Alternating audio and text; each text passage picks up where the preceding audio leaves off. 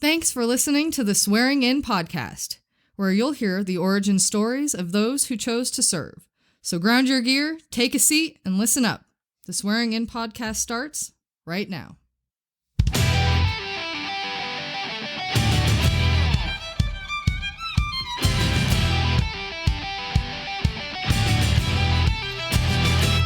Hello and welcome to the Swearing In podcast. I am your host, Marty Smith. Today is a special episode of the podcast. Yesterday, on January 10th, 2023, we lost a brother in service. Air Force Staff Sergeant retired John Anderson passed away at the age of 92. In his honor, I am reposting his interview from December 2021. Thank you, John, for your service to our country, and may God bless you and your family. Today, my guest is U.S. Air Force Staff Sergeant retired John Andy Anderson. Andy grew up in Belford, New Jersey, and joined the Army in 1947 at 17 years old. He attended basic training at Lackland Air Force Base, Texas, followed by his first assignment at Fort Lewis, Washington. He went TDY to Howard Air Force Base, Panama, before being reassigned to Fort Slocum, New York. There, he was given the chance to cross over into the newly formed Air Force. Afterwards, he was sent to Lowry Air Force Base, Colorado, where he married his wife of 60 years. In 1952, he was assigned to March Air Force Base, California, as part of Strategic Air Command. 2 years later, he was assigned to Guam. After that, he went to Lincoln, Nebraska, Taiwan, and then retired in 1967 out of Holloman Air Force Base, New Mexico. After retiring from the military, he became a deputy sheriff for Arapahoe County, Colorado. Later, Andy joined the post office and returned to the work he did in the military. He then retired from the post office in 1988. So now, I present to you Staff Sergeant John Andy Anderson.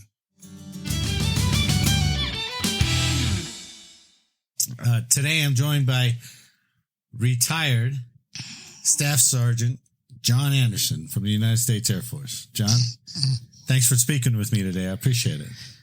Where did you grow up then? New Jersey? I was born in New Jersey. When did you graduate? I never graduated. No? No, that's another story. Okay. When I was 16, I was in high school.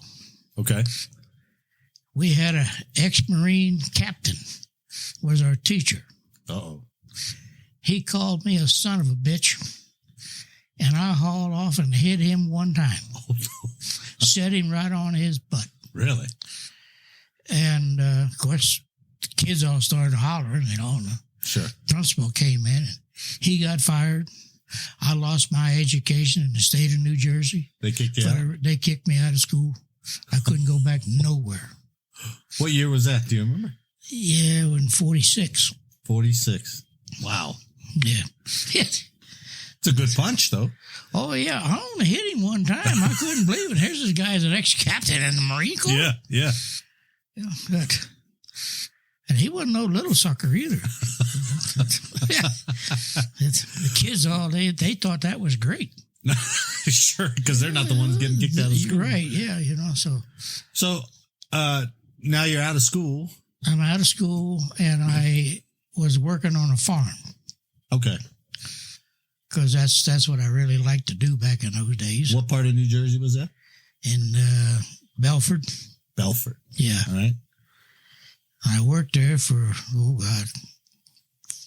3, 4, 5, 6 months. What kind of farm was it? Well, tomatoes, beans. Oh, okay. Turnips. We would cut, 200 bags of turnips every morning. Ugh. Cut them down, take the roots off, and cut tops off of them. Some hard work. Sack them up. And we sent a truck of turnips to Boston every night. Every night? Every night we sent a truckload of turnips to Boston. Every night. Then the rest of that day, we'd either pick beans or pick tomatoes. Yeah, how much, if I may ask, how much were they paying you for that? 50 cents a day. A day? A day. Jeez. I started working when I was 10.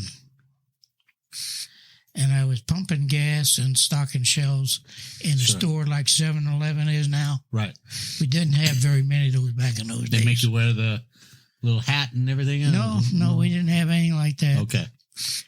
And I worked 12 hours a day, 6 days a week, and I got paid $3 a week. Oh, my goodness. That's hard to fathom. It's hard to imagine. You tell kids that today, and they think he was nuts. But what else was it, right? Yeah, no, and hell, that was good pay. Yeah, sure. So then I went to work for this farmer, and I got $3 a week again. Then he said he wanted to try something. So he gave us a nickel a bushel for tomatoes. To go pick them? Go pick them. Okay. We got a nickel a bushel. And now a bushel's a basket? A bushel basket, yeah. Okay. Yeah. Okay. And I picked 30 bushel of tomatoes that day. 30? You know, so you can figure out... They give you gloves, or you're just doing it barehanded? Barehanded. Oh yeah. Geez. God, your hands stunk. They turned green. Oh, God. And he paid us a nickel a bushel. Wow. So I made $1.50 that day. But that's the last day I made $1.50. Oh, was it? He said he was paying too much money to, and that's another thing. We send a truckload of tomatoes to Boston every night. Yeah. Every night. We'd pick them, and then we'd go in the barn about 4 o'clock, and we'd sort them. Yeah. Put them in crates and load the truck. And so this is kind of a sun up to sundown kind of work day, right? oh, yeah, we went to work at 6 and we got off at 6. Jeez. Or you got off whenever you got those bags or bushels ready, right? Yeah. Well, we cut turnips from 6 until about 9. Then we sacked them and sewed the gunny sacks up. Yeah. Until about 10, and then we'd go pick tomatoes or beans or whatever. So you did that for 6 months? Yeah, 6 months. What happened in 6 months? I worked on the farm for, 2-3 years. Oh, before that. Yeah. I worked on the farm for 2 or 3 years. And when I got as a freshman in high school, we had a greenhouse area where you took that as a class. Oh, you did? For farming, oh, yeah. Okay. Farming and... that would make sense since that's... Potting flowers. Yeah. We'd sell geranium plants on Memorial Day. Oh, you did? Thousands of them. Sometimes we sold 10,000 of them. God. We'd cut the plants, the big plants, and cut the little sprints off and put this powder on the bottom, punch them down in the dirt, and then they grow. God, that's a lot. So, and we did that for, like I say. Then I was working one day, and the lady Mrs. Miller that we lived with, she called and she said she needed me right away. Yeah. Well, she had dropsy, which is water. Oh. On her heart and her legs. Hell, her legs were like this. Oh, swell up with water. And she called me and she said she needed my help. So I jumped on my bicycle and I rode the 4 miles. Yeah. I got home, and here's this girlfriend of mine, her dad. He was in the painting business. Yeah. So he said he'd pay me $5 a day to go paint houses, church steeples, water towers. Wow.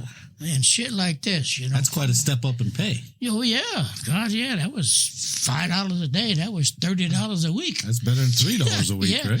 And I was getting, $120 a month? And I gave that up for $60 a month to go in the Army. Oh, did you? Yeah. Is that what the Army paid you? That's what starting pay was back in 47, $60 So a month. what convinced you? You joined in 47? At 17?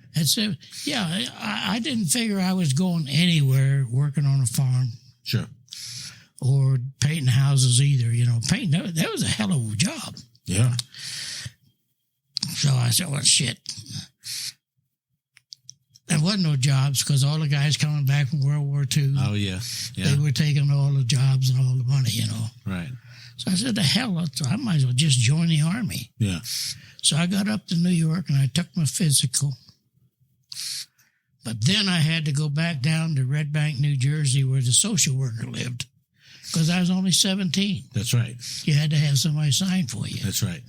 So, and she cried, and oh, God, I tell you. I She thought didn't want you to go, huh? No, she didn't want me to go in the military. I told her, well, there's no work. Yeah. So what can I do? Yeah. Yeah. So, and I said, I might like it. I might stay. Right.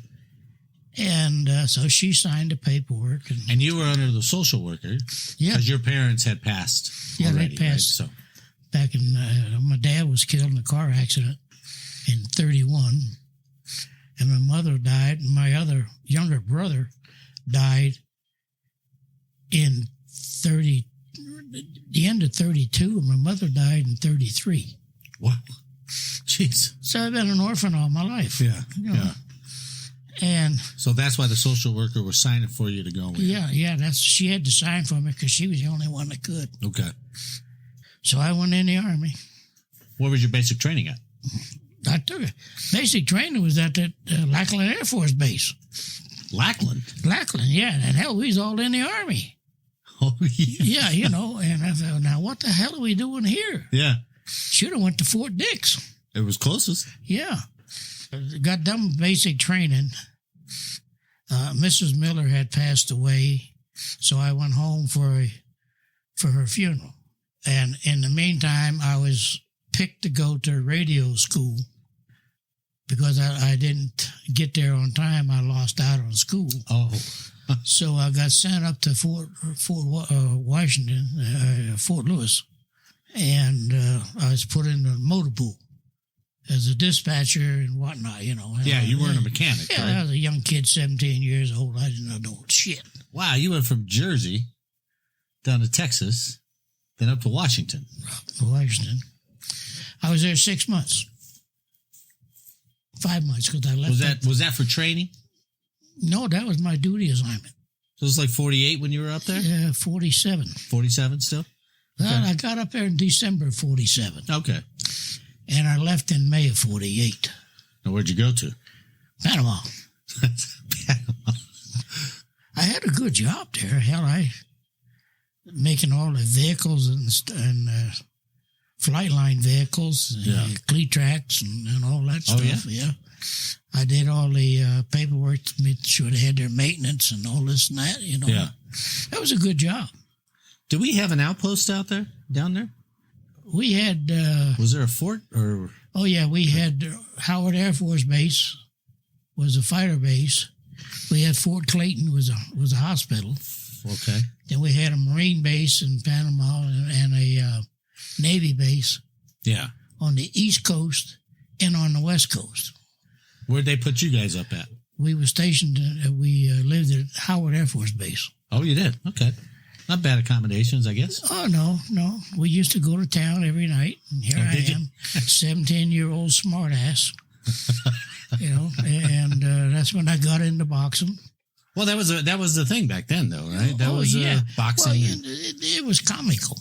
Oh, You'd get in the ring on Friday night or Saturday night, base services. Yeah.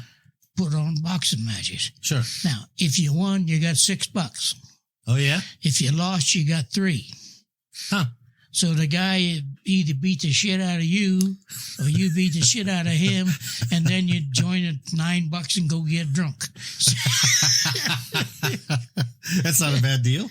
Yeah. Oh, no. We did that for, oh, God. You kind of miss that. Boxing was such a big part, I think, of America during that time. And all the way. Joe Louis. Sure. But even going down the community level, the Golden Gloves, a lot of fighters came out of Golden Gloves, a lot of great fighters. I had a guy on the boxing team with me that he murdered a guy in New York. Oh. And he had a choice. He went in the Army or go to jail. And so he went in the Army.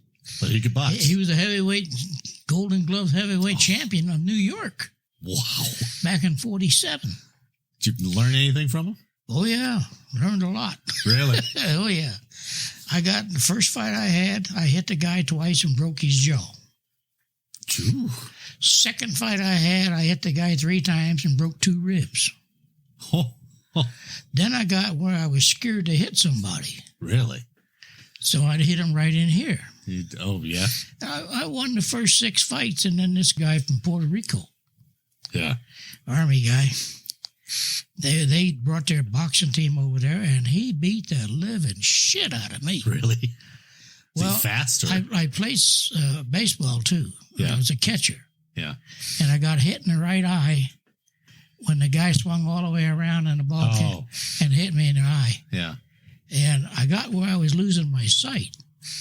And this time he picked that up in the first round No kidding. that I couldn't see out of that right eye. So he kept moving you right? Oh yeah, and I kept getting away from him, but he kept punching that right eye on the right side of my head. Oh God, he just beat me to a pulp. I quit right there. That was the last fight I had. No more of that crap. And that's when we'd go to town every night. Sure. And you didn't have to be 18 or 20 or anything like that. You go in the bar, and back down in those days, the old bars down there had the old Western swinging doors. Oh, did they? That's all they had. And we would go in and we'd fight the Marines tonight. They'd beat our ass. We'd fight the Marines tomorrow night. We'd beat their ass. Every night it was the same damn thing, Yeah. for a year and a half. You fighting over the girls too? No. Oh. No. Just fighting each other. Just fighting the GIs, fighting each other, just to have something to do, Sure. Oh, God. Then you get done fighting, you all sit there and have a drink together. Yeah. Right. Well, it was amazing. Yeah, no malice towards each other. It's just Just have something to do. once you're tired, then you drink and Yeah, right. and you stayed down there for 2 years or a year and a half? I was down there from May of 47, May of 48 until August of 49. We were done with our work down there, so they sent part of us back to the States. Do you remember what the work was? Why they went down there in the first place? What Yeah, they were doing? to extend the runways on the airbase for the fighter jets. Yeah. So the jets could land there. It was good work. Like I say, I drove a truck. Then I worked in a dispatch shop for the motor pool.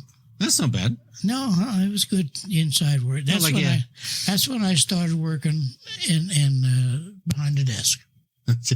Right. And I stayed the rest of my career. I was worked behind the desk. Well, you went back to Fort Lewis? No, we went to Fort Slocum, New York, for reassignment. And that was in August of 49. And that was when they gave you the choice to join the newly formed Air Force, right, or stay in the Army. Right. And wow, that's fascinating. I think 80% of us took the Air Force. Do you remember why everybody did? It's just like, hey, they're going to treat you better? Or? Well, we thought we was going to get treated a lot better, and we all had a chance to go into school. So I was supposed to go to a crash, fire, and rescue school. Oh, that'd be interesting. It was really a good school, and I thought I could, if I ever got out, I could get a job with the fire departments, know. I was at Lowry for about 3-4 months, and the week I was supposed to start school, they canceled school. They done away with it. So once you chose the Air Force, then they sent you from Slocum over to Lowry. Over to Lowry, yeah. All right. And you're waiting for your school, and they canceled the school. Canceled the school, so I worked in the orderly room there in the 34th, 20th Student Squadron. Yeah.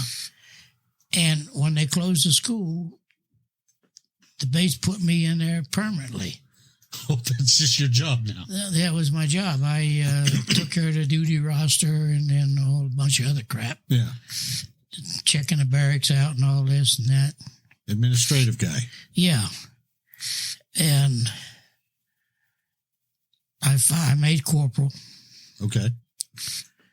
And then I was outside the orderly room one day, and I was a sticker for a uniform. Yeah. If you wrote on your uniform, You scrubbed it, you washed it, and I had a rock about that big sitting out in the middle of about a 5-acre field. Yeah. And that's where you stood and held up your hat or your uniform until it was dry. Oh, jeez. And I was standing there one day, and I had this kid out there, and his Jeep pulled up. It was a full bird. Oh. And he says, son, can you tell me why that man is standing out there on that rock holding that uniform up in the air? I said, yes, sir. I put him there. Because he took his and wrote, I think he had New York City, because he was from New York. Yeah. He wrote New York City on the back of his fatigues. And I had him scrub them. Good. And put them out there and let them dry. Hell, next week I made Buck Sergeant. Oh, you did? Yeah. You did? And the colonel liked that? Yeah, he promoted me to Buck Sergeant on his say-so. Huh. Okay. Which was good back in those days. Yeah. You know, yeah. Yeah. And I stayed there for, oh, God. So I'm getting confused with my years now. This was all at Lowry? Yeah. It was 49, 40. Yeah, 1950. Okay. I wanted to do something different. Yeah, after that. And I run the mail room there for the squadron. And I had the only mail room on the base that passed inspection. Oh. So the major that was running the base locator and the base adjutant's office, he called me over and wanted me to go to work in the base postal section. Oh, good. So I did. Whip it into shape, as it were? Yeah, I was there for about 6 months, and I made staff sergeant. And this was in March of 52. Jeez, you're moving right on up. Yeah, right. You know, I figured, hell, by this the hell, I'd be a master sergeant, no problem Yeah, at all. sure. Shit. I was still a staff sergeant when I retired 18 years later. God, 16 years later. But I got married in 51. My wife was from Grand Valley on the other side of the mountain. Yeah. But when she graduated out of high school, she came over here for the summer to get a job. Uh-huh. So her and I met, and we got married 3 months later. Oh, quick mover. She had a scholarship to Gunnison College. Okay. 4 years. Wow. She didn't take it. She married me. I never figured that one out. But I never knew that she had the scholarship. Oh, no. She never told you. And she never told me until she passed away 10 years ago. Oh, I'm sorry to hear that. And I was cleaning the bottom drawer of the filing cabinet out. And here she was the valedictorian of her class. Wow. She had 4-year scholarship to Gunnison. And she marries me. You found all that after she in the passed bottom away. drawer of the filing cabinet I knew nothing about. She never told you? No. Mm-mm. How long were you together for? 60 years. 60 years. Golly. That's a long time. Well, you're doing pretty good. Are you 90? 91? I'm going on 92.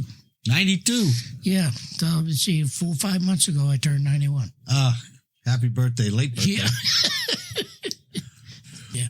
Well, I was a sharpshooter in the military for 20 years. Oh, you were? Yeah, I have the You had the sharpshooter. badge and everything? We Yeah. got the sharpshooter's medal with Yeah, yeah. how many clusters on it, you know. That's awesome. Yeah. Where'd you learn to shoot like that? I never fired a gun in my life until I went in the Army. Yeah. And, That's the old M1s you guys were using. oh, yeah, that's the old M. Up at Fort Lewis, we had a 200-acre range and a 500-acre range. Wow. Or 500 yards. Yeah. And that's where I learned to shoot. Yeah. It was up there because I could hit that target at 500 yards 20 times out of 20. Really? You know, and of course they couldn't believe it when a kid never shot nothing in his life like that, you know. Yeah. Yeah. Never had any training. Never had no training, never had nothing, never had a gun. Yeah. And then he became a hell of a hunter. Yeah. Then I got down to Panama, and we had to qualify every month. Okay. We had to go Every through month. Every that's month. a lot. every month because we was overseas. Yeah. Yeah. And we qualified every month. Well, the first couple of times we went, there was about 8 of us, I guess. We couldn't hit the target to save our ass. Really? But you had to stay there until you qualified. Yeah. Shit, sometimes we'd be there 4 or 5 days, you know. And then this lieutenant came out one day and says, all right, you suckers think you're screwing around with the Army? Oh. Anybody that don't qualify today is on KP for a month. Every damn one of us qualified. God, yeah. Was that the old ranges where the guys were down range and they were holding up, pushing the targets up? Oh, yeah. Oh, my goodness. Yeah. That's where I first shot a Thompson machine gun. Oh, that had to be fun. It was fun. I cut both legs off of the target. Did you? You're not the first one to tell me that. No. You just pull the trigger and hell in the way wet, you know. What did the Thompson have? Were they 45s? 45s. Oh my goodness. That's a lot of metal you're throwing down. Yeah. That's so. I heard that was a good gun. It was a great gun, but yeah. Only so many people had them. Right. And then we had that BAR. Yeah. Which was the M1 with a little bit bigger shell. Is that what it was? I carried one of them for a while. One back much it. Yeah. We got to where we had the carbine. Oh, you did? When they switched from the rifle to the carbine. Yeah. Did you like that better? Oh, yeah. That was a hell of a lot lighter, too. Oh, it was? Oh, God, yeah. Oh, okay. That M1 weighed 14 pounds. Yeah, that was a heavy sucker. Yeah, you know. Accurate, but really heavy. Huh? You know, I bought one of those for hunting deer and stuff. Brand new. Yeah. Paid $25 for it. And still in the Cosmoline. Still, say that again? In the Cosmoline where they packed them for shipping. Oh, okay. Yeah.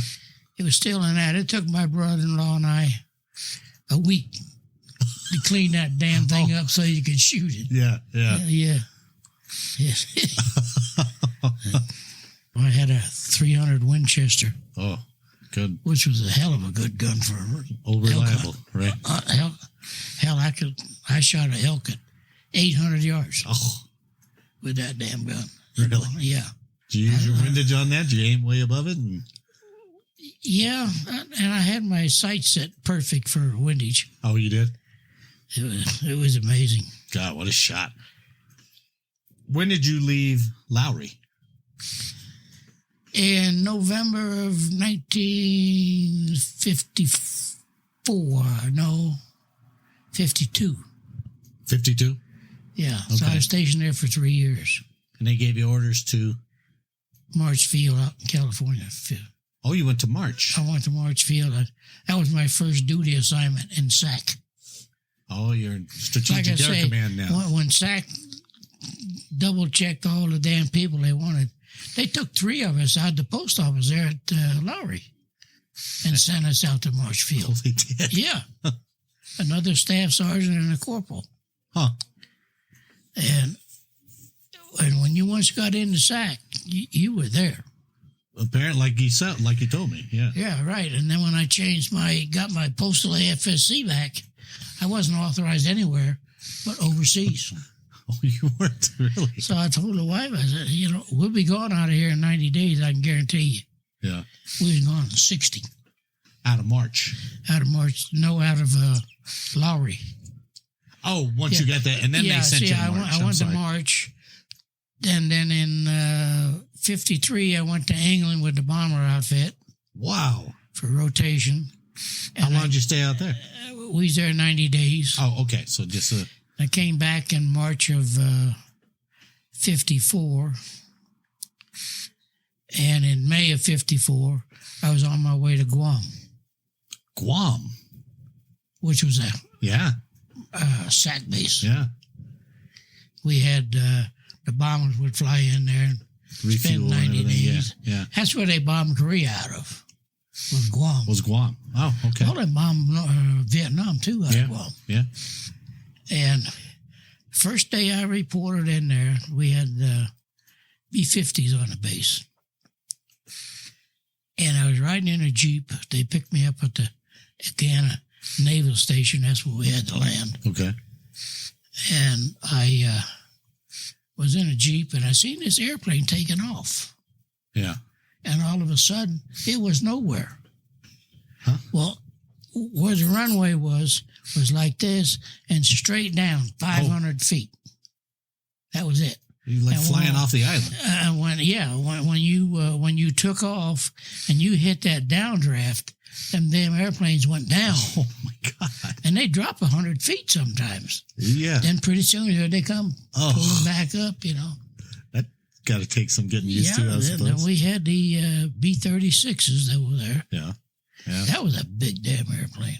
Yeah, I've seen pictures of those. Oh God, yeah! I think the gunny room in the center of it was as big as this room here. That's crazy. And the wife and I was out in the backyard one day, and here's this B-36 flying low. And we couldn't figure what the hell was going on, so we went in and turned the radio on. Yeah. They couldn't get their landing gears down. Oh, no. So they was out over the ocean dumping fuel, doing this and doing that. And the next time they came by, here's this guy hanging in midair out there, beating on the landing gears to get them to come down. This lieutenant, he took a parachute and cut it upside and made a thing for him so he could get out there and beat on them landing gears and get them to where they were locked in place. So you used like the harness to tie himself off? Yeah, he had that. They finally got him back up, and the landing gears came down and locked him. Yeah, you saw all that. The B-36 came in and landed fine. That's incredible. Oh, yeah. A lot of things, you just... Yeah. Just happen that you happen to remember. Wow. How long were you out at Guam? At Guam, I was there, May of 54 until June of 56. My brother was killed in a car accident. The Red Cross sent me home, but I didn't come home right away. He had a wife and 2 kids. He did? That were young boys, were 6 and 4, I think, at the time. Geez. They had just bought a house, just bought a brand new car. Luckily, my brother had enough brains to get mortgage insurance. Yeah, sure. They made 2 payments on the house. She got the house free. She did. They made 1 payment on the car, and she got the car free. That is great. Oh, God. So... Now, this was your brother. Was this your brother who also went in the Army? Yeah, he was in the Air Force during World War II. In fact, he was in the 509th Bomb Wing. Really? When they dropped the atomic bomb on Japan. Wow. He was a Tinian with that outfit. He was? Yeah. Amazing. Yeah. Yeah, all 5 of us. There were 6 boys. The one died when he was a year old, younger than me. But the rest of us, the 3 oldest boys was in World War II. Wow. One oldest brother was in the Army. Howard, the next one, he was in the Air Force. And Walt, the next one, he was in the Navy. Oh, you had all 3 services. Yeah, all 3 services. And Walt had a ship blown out from underneath of him. Oh, jeez. And he spent a week in the water. He did? Waiting to get rescued, yeah. Oh, but wow. They had life, and rafts. Yeah. So, yeah, he was out there for, I think he said it was 6 or 7 days. Man, I'm coming to, I found you too late. I could have interviewed all your... Yeah. Oh, look at this story. Oh, my goodness. Yeah. Well, I'm glad I can hear and get this story from you. Well, how in the hell? I had a heart attack in 76. You did? I had a heart attack in 2000. Oh, jeez. I've got heart problems, lung problems. I'm a diabetic. I've got... you got all the greatest hits. Yeah. I got Meniere's disease. We're dizzy. Oh, do you? When you get up, and sometimes you don't move too good. And what is it, COPD? Sure, of course. Yeah, I got all 5 of them. And here I am, 91 years old. And you sound as spry as ever. Yeah, well, the thing is, I coached and played sports in the service. That always helps. Well, I played fast pitch softball. I won the base championship in Lincoln, Nebraska 6 years in a row. Oh, you did? Never played a game of basketball in my life, but I coached the basketball team, won base championship 5 years in a row. Huh. And then when I retired, I played softball until I retired. Yeah. And a week before, the week I didn't work, I went to a 5-star tournament down in El Paso, Texas, with military tournament. We had were you catching 2 Air Force base? No, I just coached back. Oh, okay. I was 37 then. Oh, or 36. All right. And I got where I couldn't bend over and catch a damn ground ball. Oh, Jesus. So I just went to coaching. But we went down, we played the 5-star tournament the week I retired. And we lost the first game. Yeah. Came back and we played 7 more games and won all of them. And the last day of the tournament, we played 3 games. Oh, jeez. And in one day. And I had 2 pitchers. Yeah. One kid there, he was 45 years old. Oh, jeez. And he pitched the first game, pitched a no-hitter. Wow. He says, Andy, you know, we all went to Mexico City, down to Juarez last night. You know, damn well we didn't get back until 4 o'clock this morning. So he says, the only way we're going to win a game today is if I pitch a no-hitter. And he went out and done that. Son of a gun. Then we had the second game. Yeah. And the other pitcher, he wasn't sober enough yet to get, so he got out there and threw a 1-hitter. Wow. And then on the third game, this one guy, I still remember his name, is Ross from Kansas. And he threw a knuckleball with a softball. Yeah. Wow. And if the wind wasn't blowing from first base, he couldn't pitch for shit. Oh, no. So we got out there on first base and, okay, Ross, you can pitch the third game. And he pitched a 2-hitter. Unbelievable. And we won the base of a 5-star tournament. Unbelievable. That is wonderful. Holloman Air Base, where I was stationed at the time, they had been down there 8 years straight. Really? And never won a tournament. And look at you. Yeah, so we went down there, and like I say, I was a coach and a manager. And, of course, I had a lot of good help.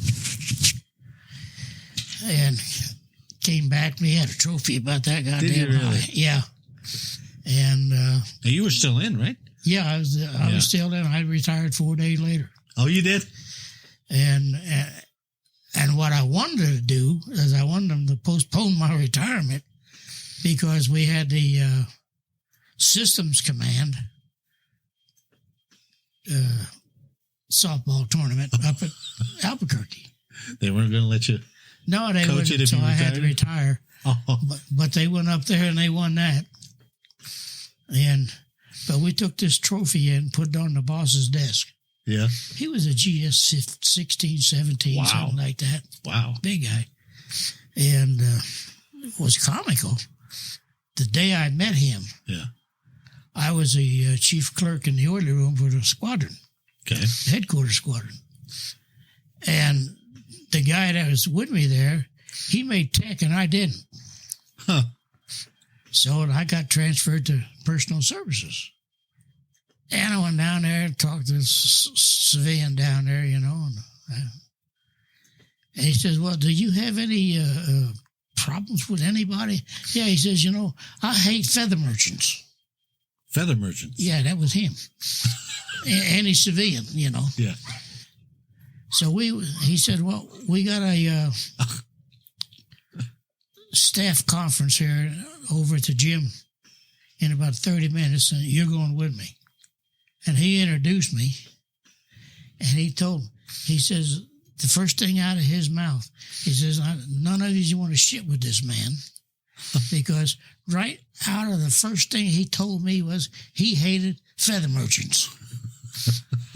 So, and them guys, they bust their guts. Really? Yeah.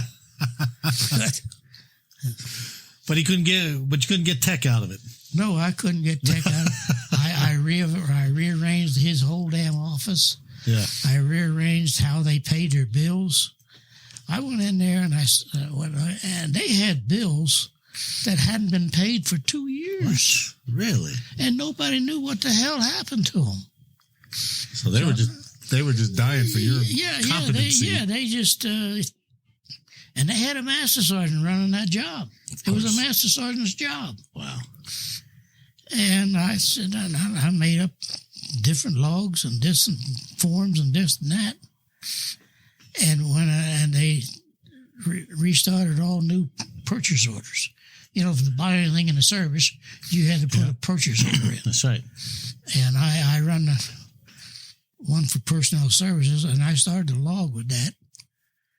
And I knew every minute of the day where that purchase order was. Yeah. Every minute.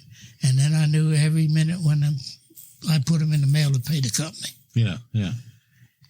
It's all on logger on this sheet. And they came in and inspected the office, and hell, we got an outstanding report. Why wouldn't you? Of course, yeah. You know, and my boss was going on vacation.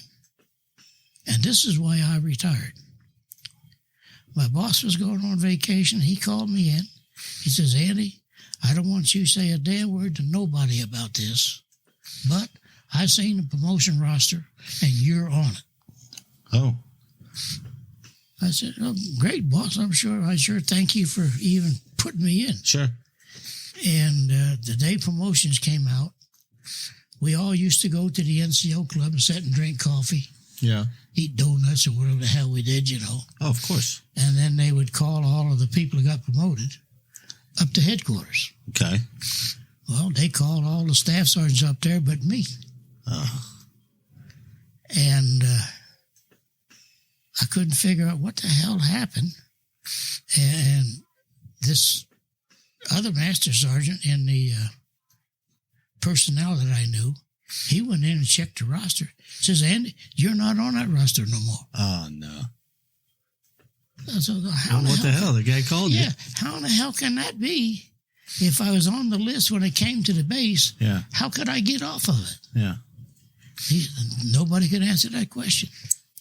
Huh. And I didn't get promoted, so I was straight that afternoon. I went back to the office and cleaned my desk up. Went straight down to personnel and told them. Yeah, because you're already over 20 years, right? Oh yeah, I think it was 6 days ago. Okay. But then I had to extend for 60 days or some damn thing. And the colonel in base personnel, he says, Andy, there ain't no way in hell you can be out of here by the end of August. I said, Colonel, you watch. I'll have my orders by the 1st of September. Yeah. Nah, he says, that's impossible. Well, I had a good buddy, worked in retirement section down at Randolph Air Force Base that cut the retirement orders. Oh, we did? Yeah. And that always helps. I called him and told him, I'll be looking for it, and they'll be back up to your way within 3 days. And I got this call from the base personnel director at Colonel. Andy, I want to see you. Everybody on the base called me Andy. Basically, everybody. Right. Because I always had jobs that I dealt with all of them, you know. Sure. And he called me down there. And he said, now, I'd like to know how in the hell you got these orders this quick. Because I got them yesterday. You know? I said, Colonel, I told you I'd be off of this base by the end of August, you know. And well, I guess you will be, you know. Was that the same colonel who told you were on the list? No, my boss was the one that told me I was on the list. Did you ever ask him about it? Yeah, he did. And he went straight to. He came back before I retired. Yeah. He got back and he said, "Andy, what's going on here?" I said, "Well, sir, I'm leaving."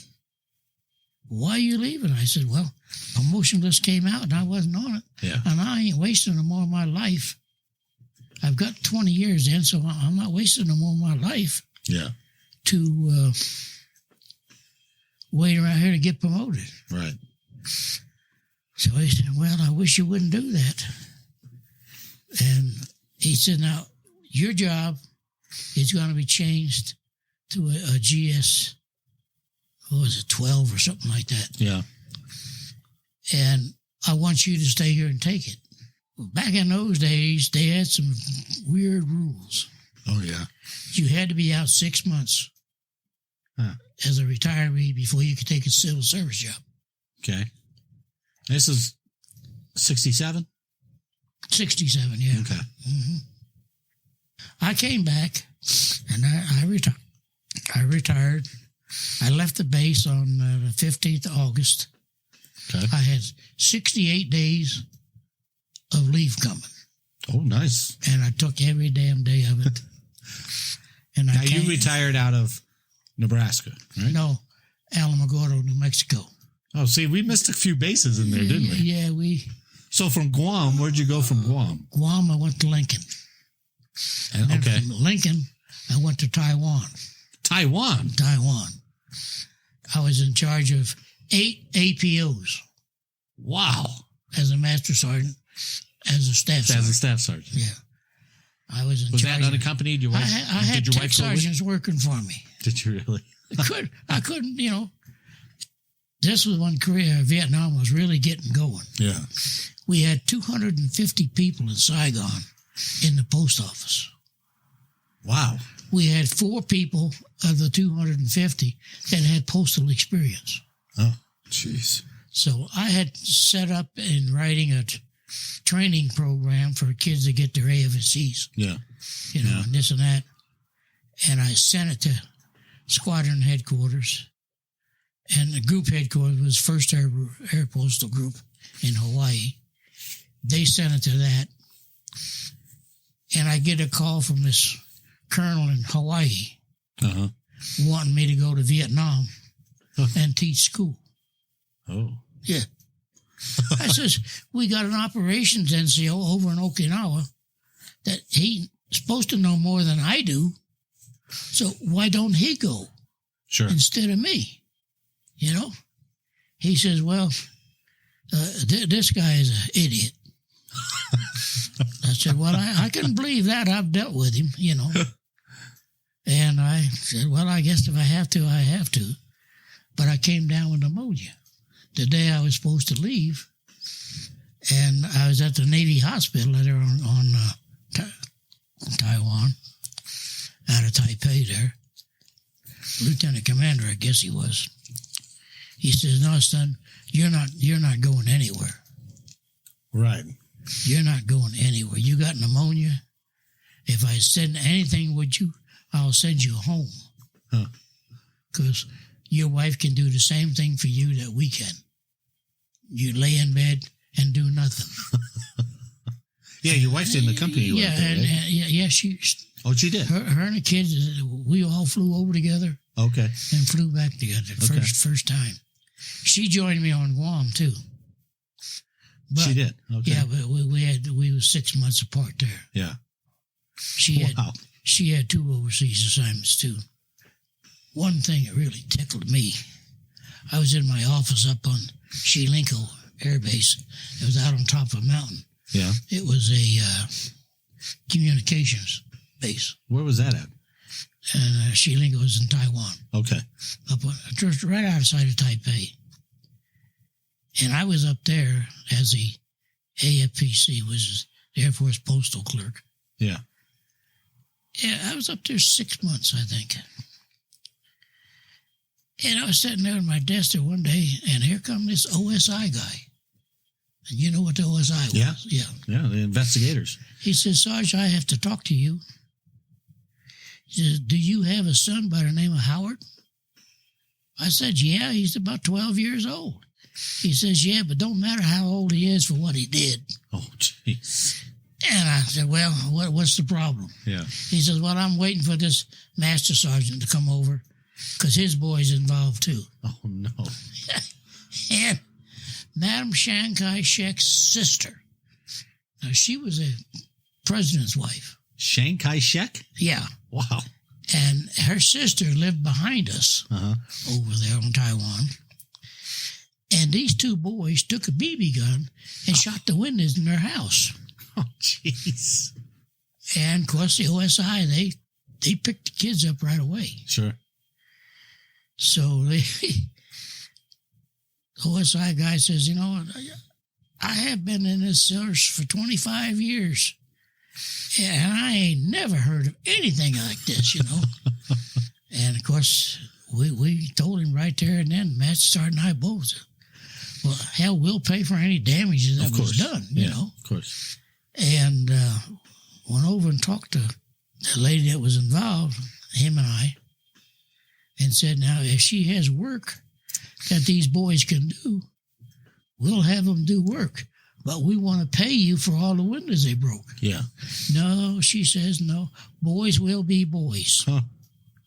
I don't expect any pay. I don't expect nothing. I do expect that the boys don't do it again. Oh, sure. So the boys got away with it. Wow. Wow. But I couldn't believe it. The OSI guy come. He was a lieutenant colonel. Wow. Well, because it was civilian, right? I guess. Oh, yeah. And for that type of a civilian, you know, hell, she's Chiang Kai-shek's wife's sister. Still got to put a jolt up your spine, though, when he shows up. Put a jolt, a damn good jolt. Hi. No she would not accept the kids doing any work for her. Oh, that's great. She wouldn't accept a dime from us to pay for the windows. Wow. Or nothing.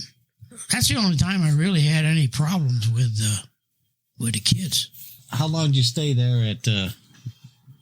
I was there, 2.5 years, I believe. Wow. Yeah. And where'd they ship you off from there? To Holloman Air Base, New Mexico. Oh, they did? See, I had a chance. The Army was looking for postal people. They wanted to start their own APO business. Oh, they did? And I had 19 years in the Air Force at that time, you know. Yeah. And these major and lieutenant colonel came to Taiwan, and they talked to me. What they were looking for was NCOs in the Air Force, the postal system, that they could make warrant officers and start their own APO business. That sounds like a hell of an opportunity. Oh, yeah. And I said, boy, I'd be sure I'll stay for 30 years if I can do that, you know.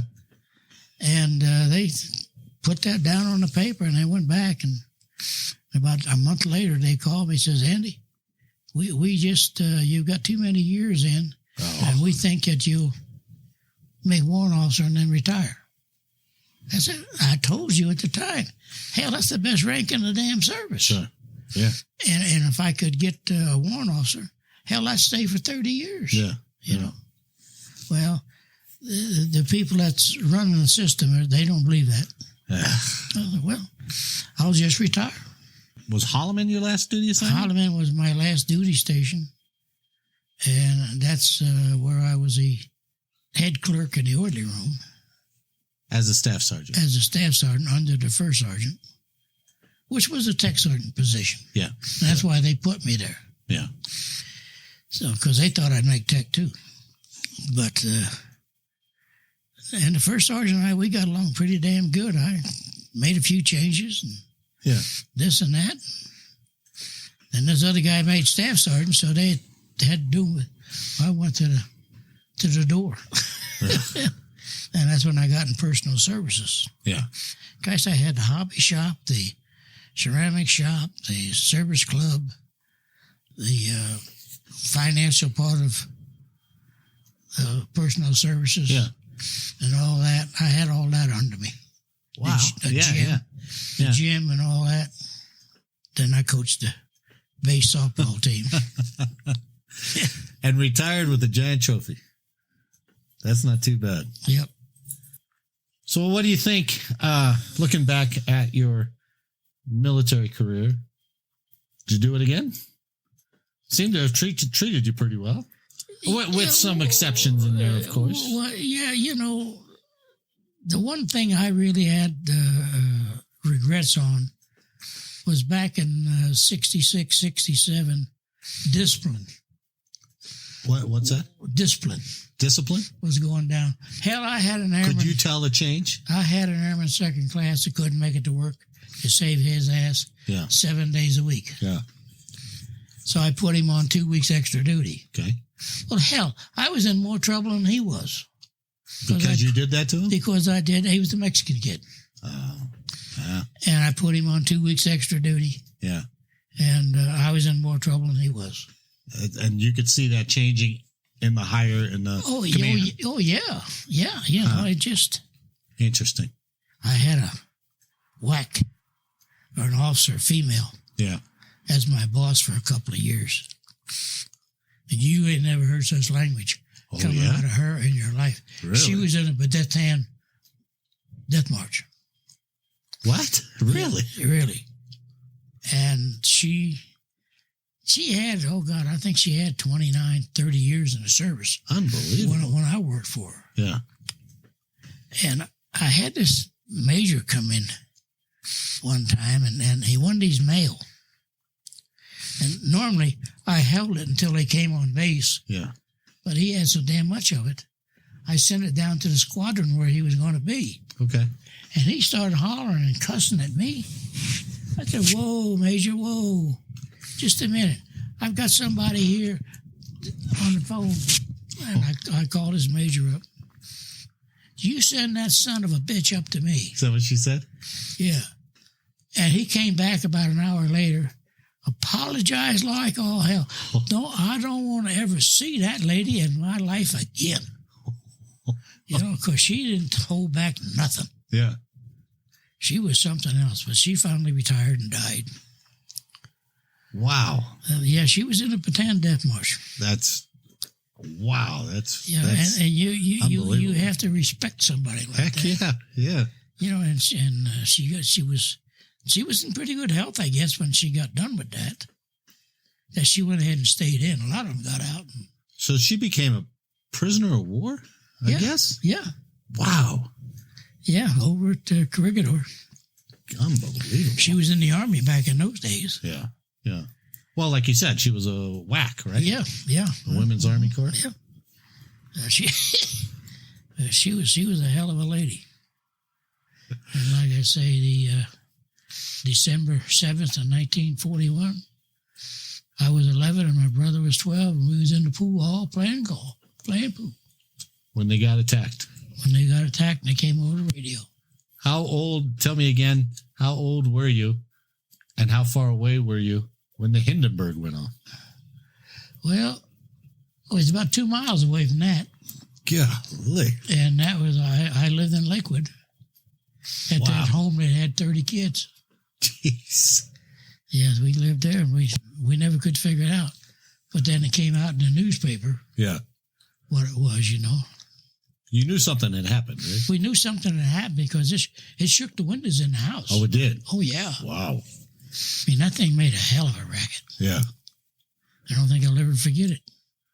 That's a hell of a life. Yeah. That is a hell of a life. Yeah. Well, and then where we lived in Jersey, they had these big 12-inch cannons. Oh, they did? Bored back into the mountainside along the ocean. Oh, coastal defense. Huh? Yeah. Yeah. We had, I don't know, it was 7 or 8 of them in there. Yeah.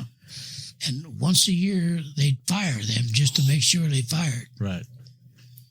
And the schoolhouse was, 30 miles, 40 miles from there. Yeah. And it rattled. When they fired them cannons off, it rattled the windows in the schoolhouse. Wow. Oh, God. Building shook. Jeez. I had no idea. Those things must have been 30 feet long. Wow. And they reeled them in and out and reeled them out, Yeah. And they'd fire 1, then they'd fire 2, and they'd fire 3. Wow. And boy, they just shook that whole countryside. Jeez, what a thrill as a kid, though, right? Oh, yeah. Then we had a Earl Naval Ammunition dump there at Leonardo, where they loaded ammunition on warships. Yeah. And one of them blew up. Oh, no. Oh, God, that really shook the ground, too. Oh, jeez. Good. Yeah, it was things like that. I guess you never will forget it. No, you won't. It's just the wars. And brother and I, we belonged to an outfit where the boys put packs on your back, and we walk up and down the coastline. Yeah, looking for saboteurs and crap. Okay. Yeah. Yeah, we did that for 2-3 years. Yeah, sure. Because right before the war, there was a real threat. Oh yeah. They seen German submarines off the coast there, Jersey. Yeah. Golly. So we did that for 3-4 years. Oh, you did? Up and down there. Well, Sergeant Anderson, It's been a pleasure to talk to you. Yeah, I enjoyed it. Thank you, sir. I really did. Good talking about the good old days. Yeah. Well, thanks for sharing your life with me. Yeah, I enjoyed it. Well, that was quite a story of over 40 years of incredible service to our country. On behalf of Staff Sergeant Anderson, I'd like to thank you for listening today. I hope you enjoyed the show, and if you did, please leave a like or a comment and share the podcast with someone else. And, as always, make sure to download the next episode for more service origin stories. So until next time, on your feet, fall out!